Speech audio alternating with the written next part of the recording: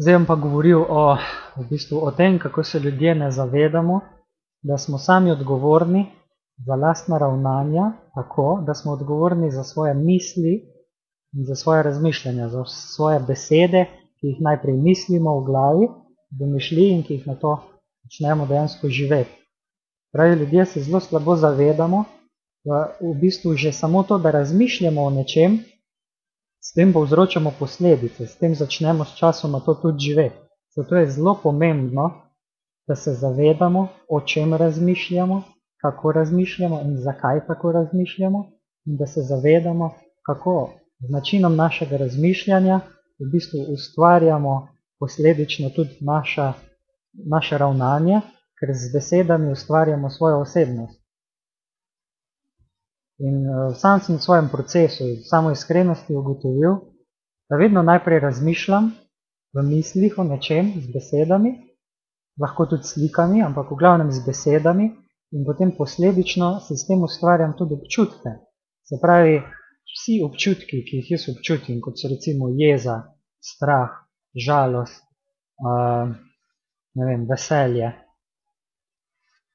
zamera, ko se počutim užaljeno, kakršenkoli takšen občutek, se pravi čustvo, kakršnokoli čustvo, ki ga jaz doživim, si ga sam ustvarim, tako, da o tem najprej razmišljam v glavi z besedami.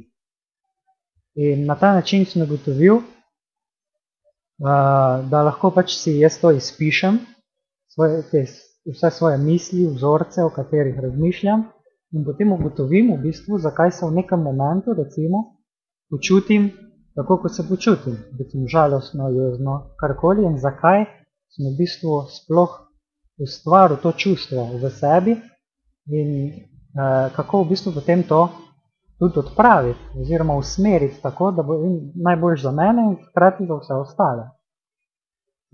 To je en pač tak proces, ki ga lahko uporabljamo, se pravi proces samoiskrenosti najprej, to je zelo pomembno, proces samoodpuščanja in pa proces samokorekcije.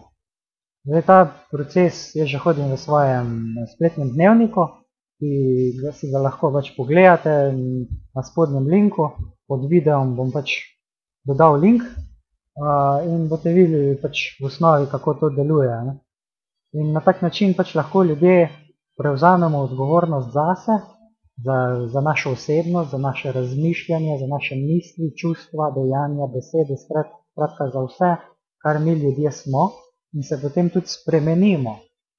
In potem sem jaz v bistvu že kar dolg časa nazaj razmišljal, kako bi sploh človek mogel živeti, da bi bilo najboljš za vse. Kako, na kak način, po kakem principu. Pač enostavno povedano, najboljši princip je princip, ki je najboljši za vse.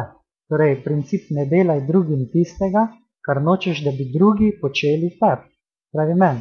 Torej, jaz ne bom počel drugim tega, kar nočem, da bi drugi počeli meni. To je tak enostaven princip, ki je pač najboljši za vse. In predlagam pač vsem, da se začnejo ravnati po tem principu.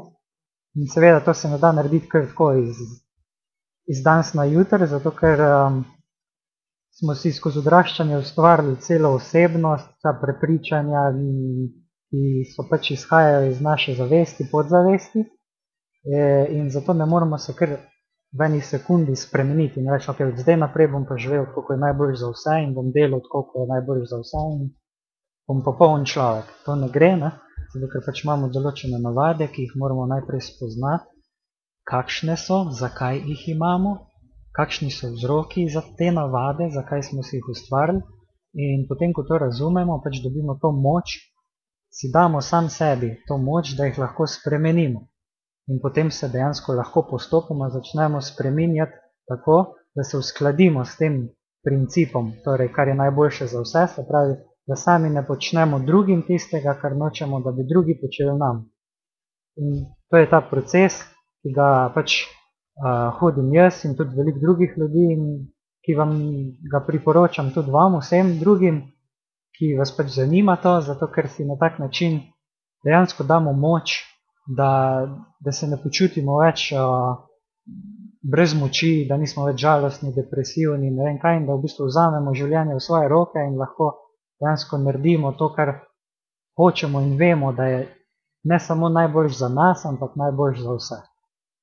Tako da, ok, upam, da sem vam zbudil malo zanimanja za proces samoodkritosti, samoodpuščanja in samokorekcije. In pogledajte si spodnji link, pojdite na moj blog, boste videli, kakšen princip je to. In to je to, se vidimo v naslednjem videu, lep pozdrav.